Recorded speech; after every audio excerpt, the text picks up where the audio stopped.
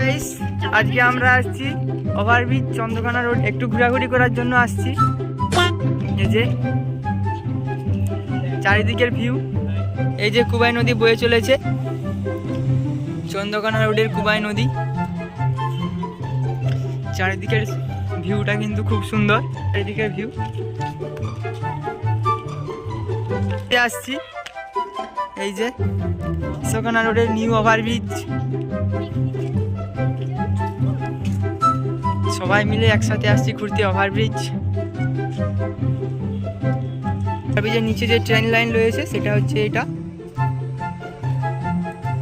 A few moments later. এই যে train যাচ্ছে,